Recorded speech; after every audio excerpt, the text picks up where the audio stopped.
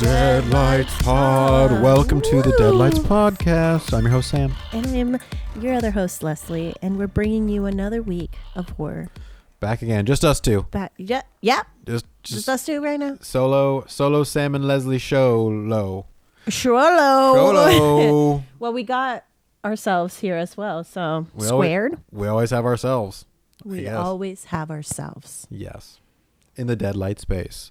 I think that's the message of the movie that we watched. Kind of, yeah, actually. Yeah, we always got ourselves. We always got ourselves. And what movie was that? What was it? It was Le Corbeau. Ooh, The French. Raven from 1943. Directed by Henri-Georges Clouzot. Written by Henri-Georges Clouzot and Louis Chavance. A French village doctor becomes the target of poison pen letters sent to village leaders, accusing him of affairs and practicing abortion. Ooh. Pretty bad stuff. This good man's reputation's on the line. It was definitely on the line, just as thin as his mustache. Oof. Riding that thin Tight roping that mustache. Oh, yeah.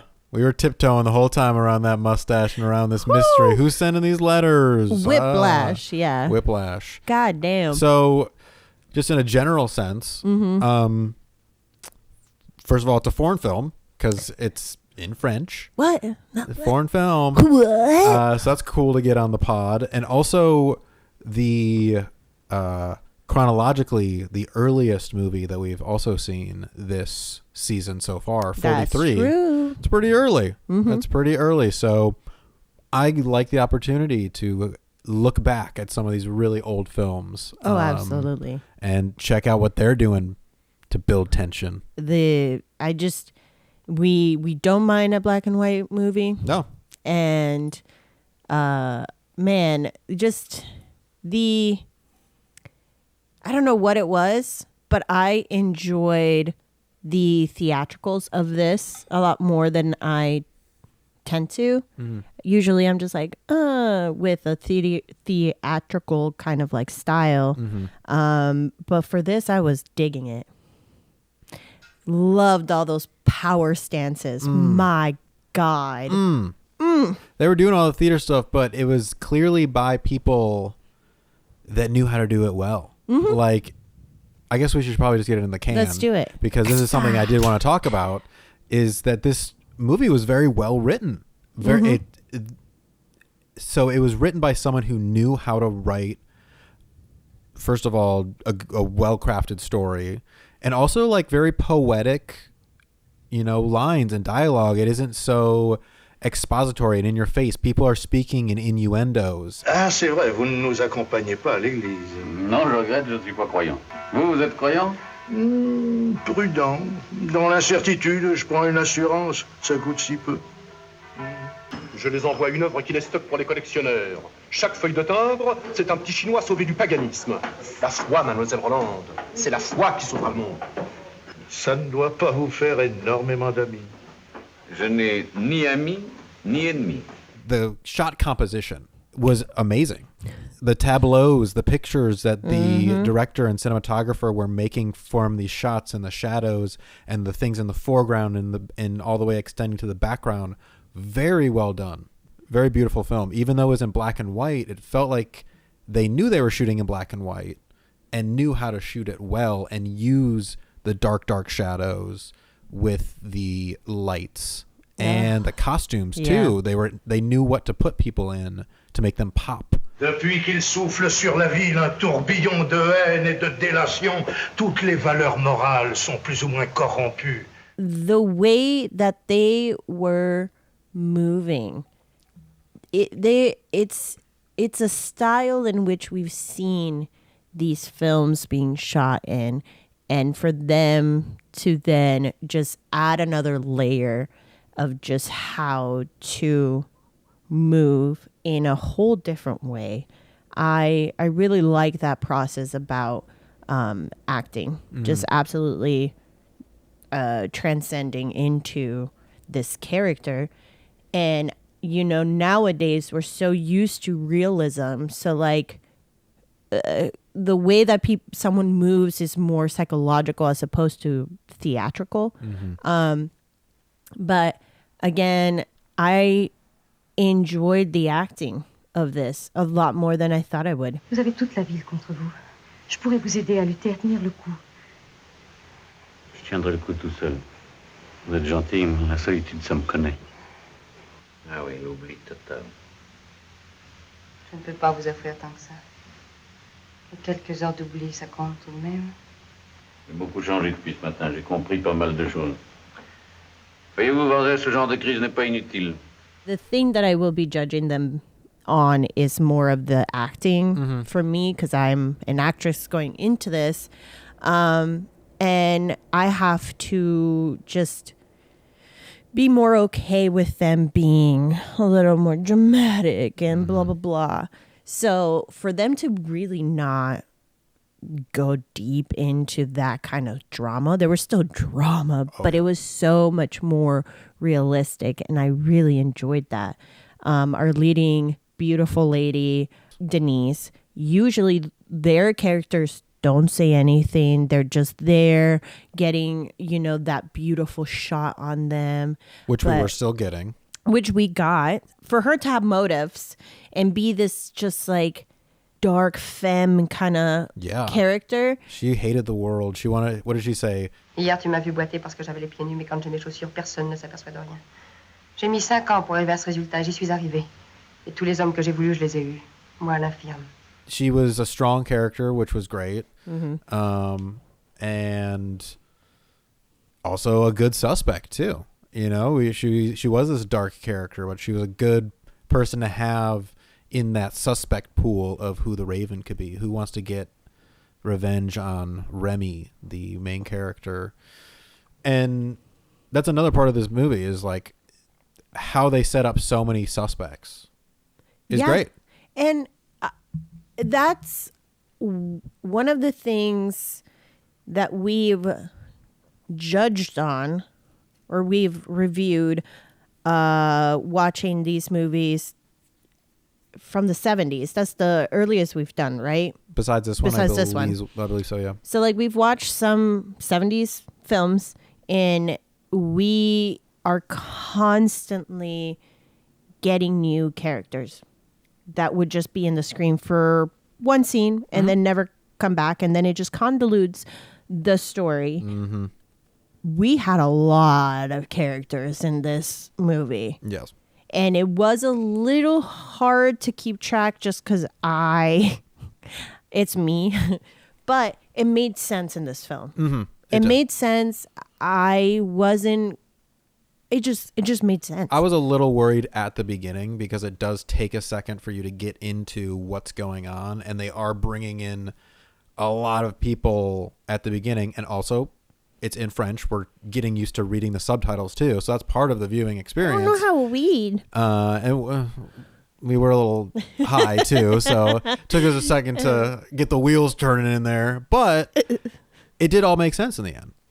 And no matter what, the filmmaking was actually doing a good job of building the suspect pool too, of just how people were shot. Because, you had the nun/nurse character, which just from the start, you could tell she did not like Remy at all. Pourquoi es-tu si aimable avec le docteur Germain? Qu'est-ce que tu dis? Je dis que depuis quelque temps, tu vas beaucoup trop à l'hôpital. Et je préviendrai Michel quand il rentrera. Michel est mon mari et il trouve ça très bien. Je suis ta sœur et je trouve ça très mal. And then, obviously, we have the two mistresses that he's kind of going back and forth with. Denise, who is this dark character that's angry at the world for being disabled. Lui a perdu le bras, moi j'ai attrapé une coxalgie. Est-ce que ça m'empêche d'être belle fille? Est-ce que ça empêche les hommes d'avoir envie de moi? You're not ugly because you have a slight limp. It's your hair. You need to fix your hair, please. It's all the hair. And then, of course, this mistress character as well, Laura, he's kind of just like talking to secretly. She is the wife of the head old man doctor or psychiatrist. Head old man doctor. I didn't catch his Voretsam with a V. Yeah. And then Denise's daughter loves the doctor too. That was another suspect thrown in there. Yeah, the daughter does have a crush on Remy. I doubled down on her. If we would have bet who it was, I would have lost all my money. I thought that would have been fun if it was the kid. I was like, here's my tablet, here's my Apple Watch. It's her. It's her. If it was rewritten to today, I think it would have been her. Yeah, I think so. That would have been fun. I would have That loved would the have killer been so kid. cool. They couldn't go there. Well, she wasn't killing anybody. No. Well, that's true. That's true. This was all about ruining this man's reputation. Literally just gossip. It was all gossip. It was all gossip. Yep. And what gossip can do. Well, I mean, should we get to the meat of this? Yeah, let's talk about it. Because this is a big gossip turning into panic and paranoia amongst everyone. I mean, the focus of the Raven, the one who's sending these hate letters that are trying to ruin Remy's reputation. On vous accuse de délivrer les faibles femmes d'un fardeau encombrant. Voilà. Vous êtes prévenus. Quand ces saloperies se déclarent, on ne sait pas où elles s'arrêtent. Toute la ville peut être infectée. What that extends to, though, is the people in this town getting so afraid that they're talking about getting rid of Remy. They're like, let's not go for the Raven. Let's go for Remy. So it's like this snowballing of paranoia into, it's going to get like dangerous. Like friend turning into foe, neighbor turning against neighbor. Germain est la cible principale du Corbeau. Puisque nous ne pouvons pas nous débarrasser du coupable, débarrassons-nous de Germain. Nous serons peut-être par la même occasion débarrassés des lettres. We have to take into account the year that this movie came out. 1943, still in the middle of World War II, and especially, in France, in Europe. Mm-hmm. So that has to be a large part of this too. I just thought it was interesting, this kind of, the murder's weapon essentially were these letters, these hate letters that were ousting Remy for all his sins, and that was kind of his weapon of choice. And then thinking about how that spreads to the fear of like the rest of the town of like, oh, what if they start ousting us about our things and ruining their lives? And letters is an interesting thing around this time because it's so tied to sending your kid to war. Like, you would send them letters, or you'd be in fear every day of receiving that letter that they died, that they're not coming home. So I thought like the fear of the letter was a really interesting kind of imagery that they chose because it seems very poignant with the time. Je le proclame, malheureuse victime innocente d'un assassin sans nom, tu seras vengée. At first, everybody just took it as a letter, and then the more letters were, sent and read, it became so theatrical. It disturbed mass, and everybody just read the letter. Because this was their form of news. This was the hottest gossip around. Like, who's next? Like, everybody's looking around in the room and it's like, oh my God, is it going to be you? Like, what did you do? What did you do? And who was the one sending these letters? That was the big question. Who and why? What was the ultimate motive? And this mass hysteria that happens when people start revealing other people's secrets. Everybody has dirt because we're human and we just have to learn from our mistakes and take accountability. And everybody wants to just bury that dirt. Bury it. He wanted to. We can't see it. Remy tried the ultimate form of burial, which is changing his identity. Messieurs, voici ma confession. Je ne suis pas gynécologue. Il y a 3 ans, j'avais jamais fait un accouchement. Êtes-vous content? Je ne suis pas non plus le docteur Germain. Êtes-vous satisfait? Le docteur Germain Monat avait une femme, messieurs. Elle attendait un bébé. Je l'ai mis entre les mains d'un chirurgien célèbre, le plus célèbre des chirurgiens. C'était un homme de devoir. Il a tué à la fois la mère et l'enfant. Il a tué par la même occasion le docteur Monat. I think he did ultimately want to do good and wanted to be a good doctor and be there for his patients. Mm-hmm. But, you know, this horrible tragedy happened to him, and I think that was more about, burying his self-hate of, like, causing his wife's death, you know? Yeah, but also, excuse me. Cut that out. So this is interesting. 1943. 1943. Abortion is not acceptable. Right. So this doctor is performing an act in which it is blasphemy. Mm-hmm.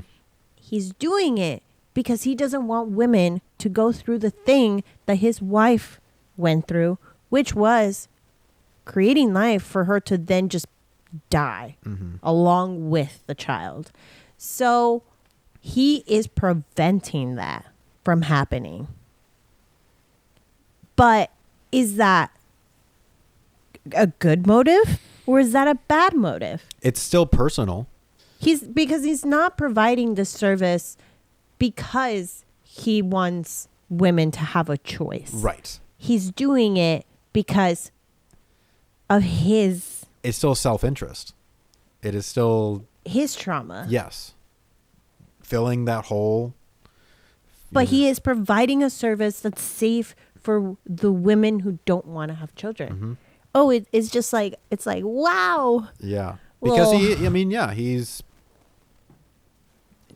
he is kind of an anti-hero because he is still a liar. He's still, he is. I mean, he's lying to his entire town about his credentials, which is pretty ethically bad as a doctor. But you're right. His intentions are still good, but self-motivated still. It's tied more to that. So. It creates a complexity within a character that then becomes human. Mm-hmm. We don't got a clear good guy or a clear bad guy. Yep. Vous croyez que les gens sont tout bons ou tout mauvais. Vous croyez que le bien, c'est la lumière et que l'ombre, c'est le mal. Mais où est l'ombre? Let's get to the cook. Let's do it. Yeah. Let's cook Let's it talk, up. I mean, we're kind of already talking about the cook of this movie does a good job of building our suspect pool and giving everyone a motive. Even our main character has a motive to do these crimes. C'est peut-être le docteur Germain lui-même. Hein? Vous me soupçonnez, moi, la victime de ce malade? Un malade peut fort bien s'accuser lui-même. C'est fréquent chez les anonymographes. I suspected a child. Yeah. Everyone was. There was also like an even smaller child that took the letter and just hid it. Yeah. And then, and I was just like, oh, it's fucking her. It's that 4-year-old right here. Could be. Why not? Why not? Why not? Like you mentioned in The Can, the writing was phenomenal, and that provides a really good story. Mm-hmm. I feel as if if it wasn't a novel before, could have been turned into a novel later. Yeah. It was written that well. And it just like reminded me of Clue. This mean nun nurse that they built up at the beginning, she's kind of like the first one that they arrest. Mm-hmm. And everyone's like, it's over. We got her. The town went crazy. They were pissed. Éteins le Corbeau. C'est faux. C'est une honte. Vous avez tenu la couronne. C'est vous qui avez mis la lettre. Moi. C'est vous. And then it moved to Denise, who was they kind of set up as someone who is angry with her situation. And and she has the biggest motives, to be honest, like to hate Remy. Mm-hmm. She is with him and he is cheating on her. Ainsi, c'est vous. La détraquée qui nous empoisonne depuis des mois, c'est vous. Non, ce n'est pas moi. And then it switched to the married woman. Yep. Because maybe she would want to ruin his relationship with Denise. Voilà le buvard de votre femme. Je le savais, Laura est folle. Je l'ai surprise hier soir et depuis, je n'ai pas encore trouvé le courage de téléphoner au parc. And then, ultimately, it was Old Man. Dites donc, au fond, le corbeau, c'est peut-être vous. Pourquoi pas? He used the women to take the blame for it the whole time. And then, ultimately, it was a woman that came back and killed him because of the ramifications of these letters. Her son, he was, I think, a soldier. Yeah. And he received a letter, and whatever it said ultimately made him kill himself. Il y a un accident dans votre service. Le 13 vient de se suicider. Il ignora qu'il était perdu. Une lettre anonyme lui a révélé la gravité de son état. Il s'est coupé la gorge avec son rasoir. And then the mom was like, once we figure out who the fuck did this, I'm going to give this razor back to them. Murder. Mama was pissed. And ultimately, that's who caught up with him. It felt satisfying. I actually forgot about her for a little bit. And then when she came back, I was like, oh, yeah. Because like that scene, we only got one scene with her and the vet. Mm-hmm. I didn't think it was going to be that significant. It was a bit of a twist. Yeah. At the end, and it was really great. I love the shot of her walking away on the cobble street of France. But I enjoyed it, regardless of what I missed or what I didn't. I still was able to keep up, and it was shot wonderfully. Absolutely. Yeah. Absolutely. Yeah, I agree. Well, let's get to the thrill. Let's thrill it up. Which is The Raven, the mysterious author of the poison pen letters that are trying to ruin Remy's rep. Also, if we want to get this deep, Let's get deep. I just want to mention Raven, Edgar Allan Poe. Edgar Allan Poe, mystery, letters, Yes. writing. When we pulled this and I looked up this movie and I found out that the title means The Raven, that was my first thought too. Is this an Edgar Allan Poe story? I don't think so. But isn't it an homage to him? Maybe. I mean, I just Because can't. it's undeniable. Yeah. No. When I think of ravens, I think of Edgar Allan Poe. Yeah. Oiseau de sang, oiseau noir, corbeau. And the Raven, I guess, is kind of this bird of death, too. So that's definitely some sort of symbolic message there as far as this is going to be the death of your career and your reputation here and your life as you know it. You're going to be ousted for all the sins you commit. And also probably tying back into this time period that we're in, which is mid-war.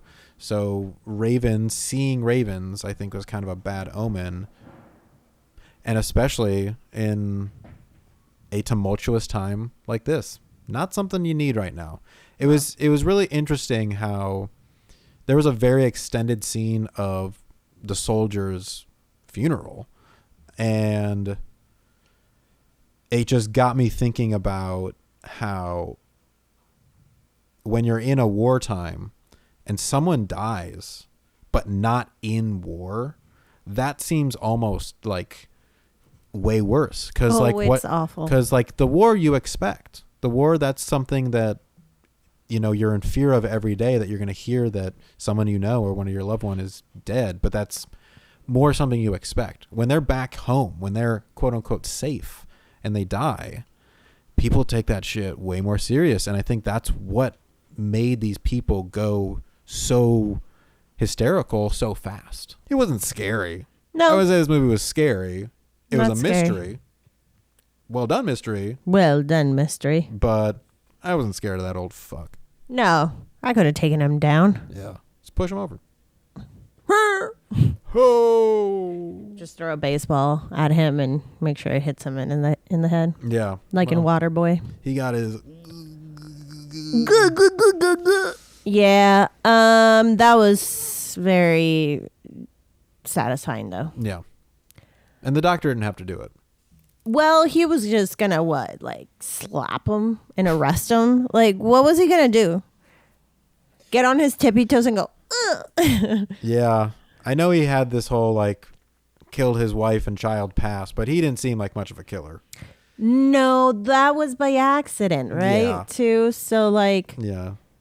I think he'd be like, I'm calling the police. oh, I'm gonna call You stay right there, old man. your citizen arrest. Citizen arrest. C'est lui le corbeau. Lui le fou qu'il faut interner. Vous m'entendez, Rémi? Fun watch. Fun Oh, watch. yeah, Let's fun. get to the ride. Let's do it. Because, that's... Write it up. It was fun. Woo! It was fun. It kept me engaged the whole time. And ultimately wasn't that complicated of a story. It was just a unraveling mystery that we were presented.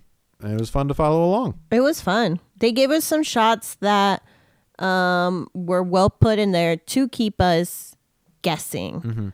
And they were so useful to make it just fun, and I enjoyed that. And I think they did a great job too of, you kind of brought this up earlier, of it definitely still had this almost play style of how they were shooting it, but with the light and a lot of long sweeping shots and people kind of moving theatrically like you talked about.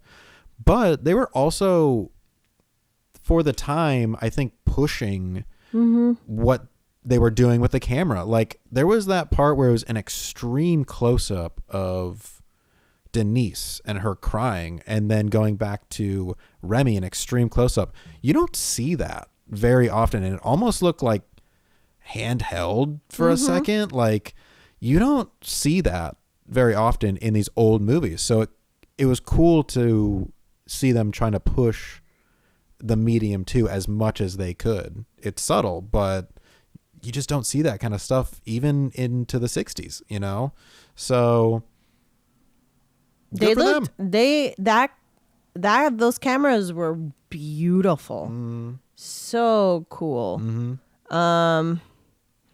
We could just see their beautiful faces. Yes. Great and lighting. their eyes. Great Remy lighting. had really big eyes. I didn't even realize it because he has such small features everywhere else. But his eyes were big, and it wasn't until like we did that close up that I was just like, "Whoa, damn! Hello. Whoa! We are close. I just want those eyeballs, Doctor. Doctor. Oh, wow. You can kill me." Oh. Just kidding. No, I didn't like. Don't do it. Le Corbeau. Woo! Wow, from 1943. Well, let's get to these Smash Pumpkins. Let's do it. This will be kind of interesting. Do you have a number? I don't.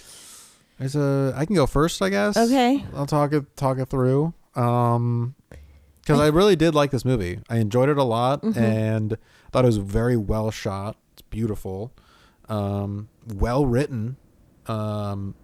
It just really all came together in the story and unraveled well and satisfying. But it wasn't scary. It definitely wasn't scary. It wasn't scary. So, though I liked what the killer was using, the letter was the weapon. Wasn't scary. It's not gonna. If somebody texts you right now with like all your dirty deeds, Yeah. I mean, would that be scary? not in a horror way.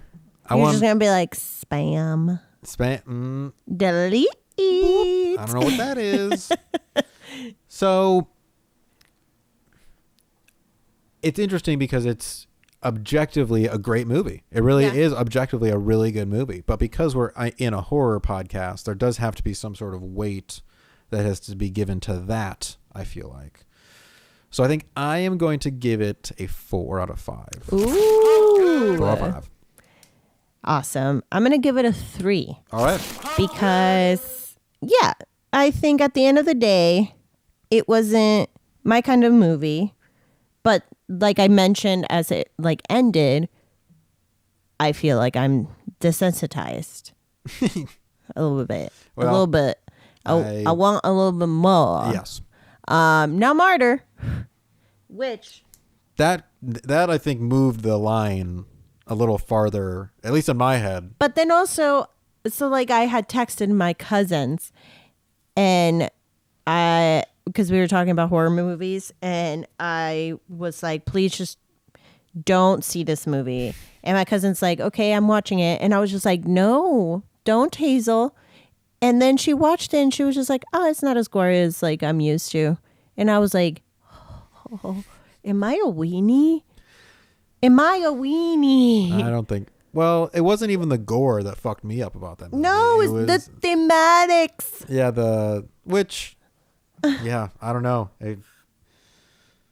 It fucked me up. That fucked me up hard. At least, it desensitized me a little bit more because now I've seen that, so now everything else will be easy peasy lemon squeezy. Why not? God damn. Yeah. Yeah, no. So, yeah, I'm giving it a 3 just because it is a beautiful, or not a beautiful, but like it's a well-told story, like we said. I was shocked in the sense of like the acting was much more realistic than I was like thinking it would be. And the shots were wonderful. And I don't know, like I think the drive of this movie was well told. So I'm giving a lot of credit to the story. Yeah. Yeah. So. We've seen some good French movies. Yeah. So far. Speaking of martyrs. That's another thing that I really enjoyed is that I don't care if I have to read. And the French language is so interesting to me. Mm-hmm. I don't know if I could pick it up myself, but I do love just hearing all sorts of different languages. Yeah. So I like when we pull one where it's not English. Me too. Yeah. All right. Thank you, Le Corbeau. Thank you, the Raven. Let's see what we're getting next week, huh? Yeah. Is it me? Is it you? I can't remember, honestly. I think it's... So... Last week... was our guest. Nate pulled this one. And then the other one was... Before that was Thanksgiving, right? Or no, God Told Me To. God Told Me To, which I think was you, no? Yeah, go for it. Okay. Oops. Hold that shit. What are we going to get? Get? Oh my God. I want an alien movie. Okay. I want an alien movie. I want Signs. I just want to see Signs. Yeah. I think it's in there. Calling Signs. All right. We'll see. Man, that'd be crazy. That would be crazy. I haven't seen it in a while, and there was a clip that came out on Instagram, and I was just like, oh my God. I remember when I first watched that, and it fucking freaked me out. Oh God. I was so scared. Okay, it's not. Okay. A morgue technician successfully reanimates the body of a little girl, but to keep her breathing, she will need to harvest biological materials from pregnant women. When the girl's mother, a nurse, discovers her baby alive, they enter into a deal that forces them both down a dark path of no return. Damn, there's a lot going on in this movie. Oh, it's a new movie. Oh, 2 titles? 2 titles. 2 titles? What you got? Birth/Rebirth. Birth/Rebirth. I think that's the title. That's the title? Yeah. Okay. Damn. I don't think I've heard of this movie. The title sounds familiar, probably just because I put it on the list, but I don't know. All right. Cool. Holy cow. Wow. This sounds scary. A reanimated little girl eating pregnant women.